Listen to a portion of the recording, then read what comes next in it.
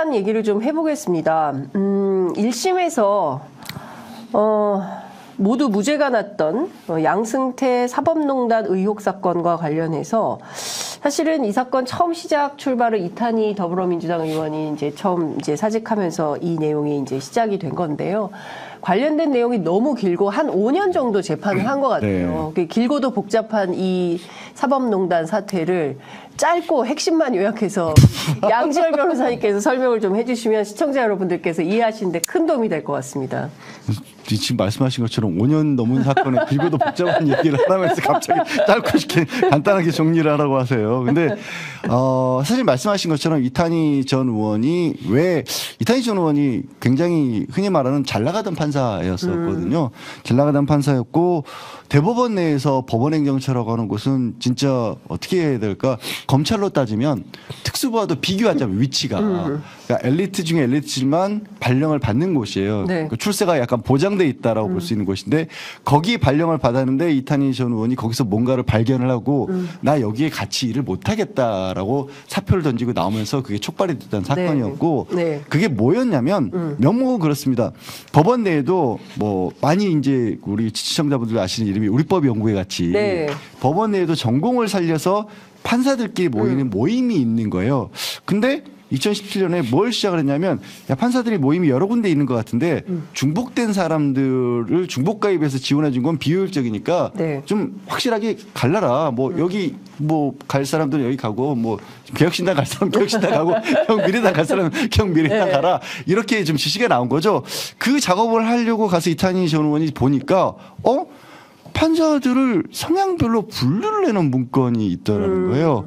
그게 이른바 이제 블랙리스트로 알려지면서 나 이런 거 만드는 거는 몰랐다. 있을 수 없는 일이다. 라면서 촉발이 된 거고 거기서부터 이제 법원행정처라는 곳에 그러면 법원행정처가 도대체 어떤 문건들을 가지고 있느냐. 네. 이게 이제 알려지면서 검찰이 수사를 들어갔던 거고 사실 검찰이 법원을 수사한다는 건 사실 그 전까지는 그렇죠. 있을 수 없는 네. 일처럼 여겨졌었거든요. 네.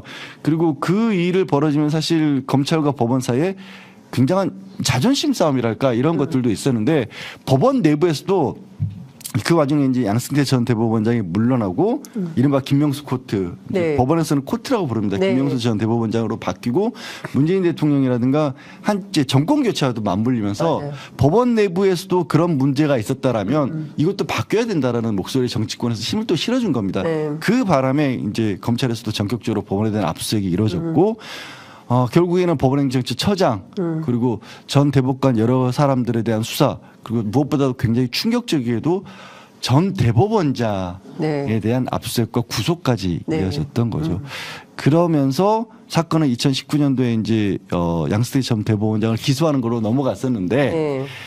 근데 다 무죄가 나온 거예요. 그러니까 47개나. 혐의로 따지면 왜냐하면 그 47개가 나올 수 있었던 게 네. 관여한 재판들이 되게 많았던 거죠. 네. 그 와중에 성향 분류한 문건도 나왔었고 네. 또 관련해서 법원행정처가 이러이러한 재판과 관련해서는 뭐 좀 가이드라인을 제시한 거 아니냐라는 그런 이런 재판거래 의혹 같은 것들이 주어졌기 때문에 그것까지 다 포함해서 47개였는데 무죄가 나온 거죠. 그러니까요. 근데 이 와중에 하나는 제가 얘기를 하고 싶은 게 네.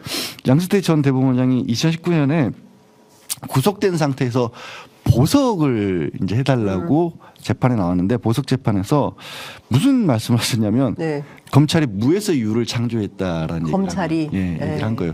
그게 아무것도 없는 거를 죄를 만들었다는 겁니다. 근데 이걸 다른 사람도 아니고 예. 사실은 대법원장 출신이 그 얘기를 했다라는 게 예. 사실 저도 그렇고 국민들이 볼 때는 굉장히 충격적인 얘기거든요. 검찰이 그런 일도 할 수 있는 건가? 그 했다라고 단정 짓는 게 아니라 네. 대법원장마저 그런 의혹을 제기할 정도로 사실 검찰 수사가 무리한 부분도 있었던 게 아닌가라는 변도 분명히 또 있긴 있어요. 법원도 잘한 건 아니지만. 그러니까요. 근데 사실 그동안 우리가 사법개혁에서 가장 중요하게 생각했던 파트는 사실 검찰개혁이었는데 이 사법농단 사태가 터지면서 이 법원도 이거 심각하다. 이런 생각들을 한 거예요. 판사들을 대상으로 성향별로 분류해서 블랙리스트를 만들고 재판에 어떤 가이드라인을 주고 이런 것들을 법원 최고위층에서 하고 있었다고 한다면 이거 매우 심각하다 했는데 싹 다 무죄가 나면서 이거 뭐지? 이런 생각을 하게 되는 건데, 사실 김용남 의원님께서 예. 요거 꼭 다뤄야 된다 예. 말씀하셨어요. 예. 그러니까 사실은 우리 김용남 의원님도 검사 출신의 법조인이시기 때문에 누구보다도 이 사건 굉장히 주의 깊게 보셨을 것 같은데 어떻게 보셨습니까? 일단 그 지적해야 될 부분은 네. 검찰의 무리한 기소입니다. 사실은 47개의 공소 사실이 전부 무죄가 났잖아요. 네. 전부 무죄가 난 거예요. 근데 47개나 기소해갖고 그중에 뭐 한두 개 내지는 일부분이 무죄 나는 것은 견해 차이라고 검찰과 법원 간의 견해 차이라고 뭐 대충 그렇게 변명을 합니다만 전부 무죄가 났고 이게 딴 사람도 아니고 대법원장을 직전에 했던 사람을 구속 기소를 한 거잖아요. 네. 근데 이거 수사 책임자가 누굽니까?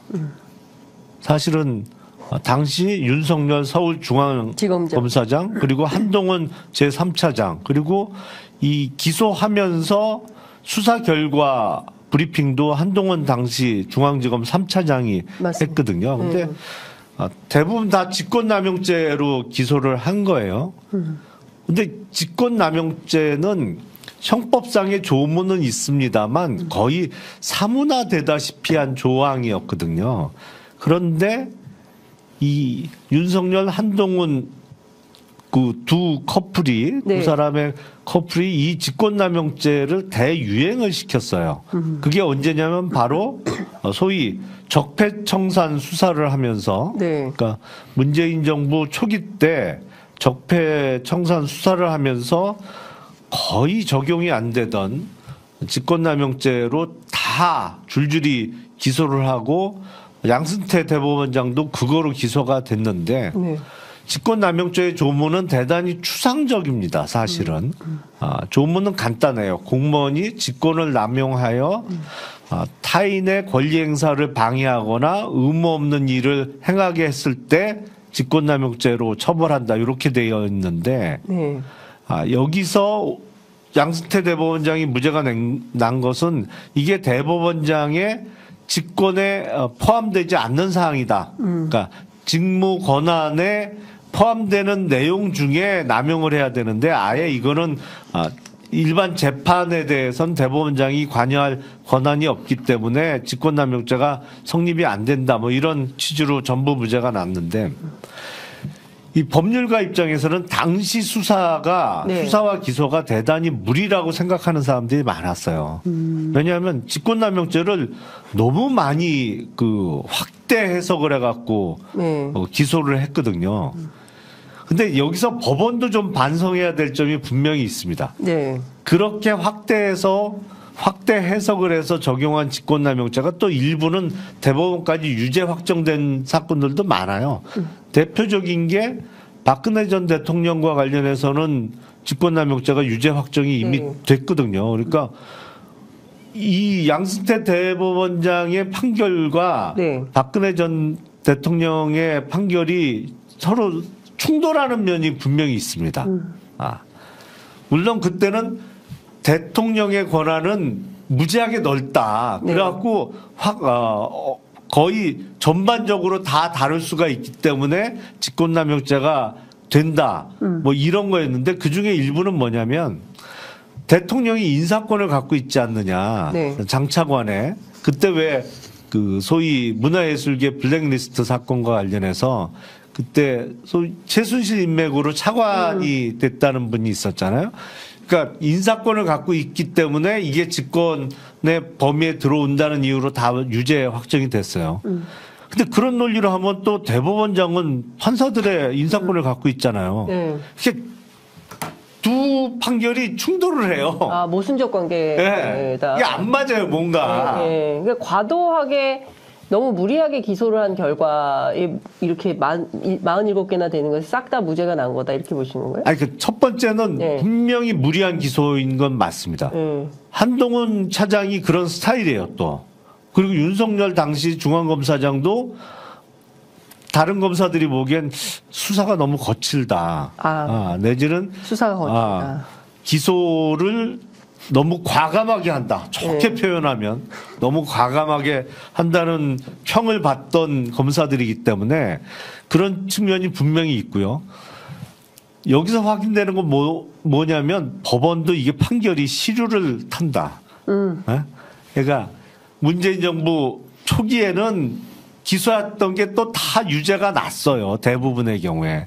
그러더니 정권 바뀌고 나니까 또 직권남용죄를 엄격하게 해석하기 시작한 거예요. 그러면서 전부 무죄가 나기 시작하니까 네. 이게 법원도 참 믿지 못하겠다. 정세에 따라서 그러니까. 정권에 따라서 아니, 판결도 사실은 영향을 미치라. 양쪽 다 이런 문제가 있어요. 근데 네. 보다 근본적인 문제는 기소 자체가 무리인 측면이 분명히 있습니다. 그래서 한동훈 지금 비대위원장은 뭐 본인 스스로가 조선 제1검이라고 네. 자칭 이렇게 자랑을 하는데 이게 수사나 좀 법률을 아는 사람이 보기엔 저렇게 전부 무죄를 펑펑 받을 정도면 저게 조선 제1검이지. 어? 무슨 그게 제1검이냐. 아니 근데 이런 부분은 있어요. 결과론적으로 이게 뭘 문제가 그때 당시를 돌이켜 보면 나왔냐면 네. 문재인 정부의 핵심 과제가 분명히 검찰 개혁이었어요. 그렇습니다. 검찰 개혁이었는데 검찰 개혁을 해서 검찰 내부의 문제점들을 찾아서 빨리 정리를 초기에 했었어야 되는데 그거를 초기를 못하게 만든 게 또 사법농단 수사가 돼버린 거예요. 사법농단 수사를 들어가면서 야 법원도 이 수사를 해야 된다라고 하면서 예. 당시에 윤석열 검찰이 힘을 받아버린 거예요. 그러니까 이 동력이 검찰 내부 자정작용을 했고 검찰에 문제가 있다는 부분을 과거사위원회 같은 것들을 만들어서 다 돌아봤잖아요. 네. 그쪽으로 힘이 쏠렸어야 되는데 그렇게 해서 검찰이 지금 야 그동안 검찰이 잘못했던 부분이 많아. 그래서 검찰을 개혁해야 돼. 이쪽으로만 몰아갔어야 되는데 그걸 해야 될 타이밍에 사법농단이 터지면서 야 수사 필요성이 있어. 검찰 힘을 실어줘야 돼. 이렇게 가버린 거예요. 근데 그게 알고 봤더니 뒤로 돌아놓고 보니까 지금 김영남 의원이 잘 지적하신 것처럼 무리한 수사였다는 거죠.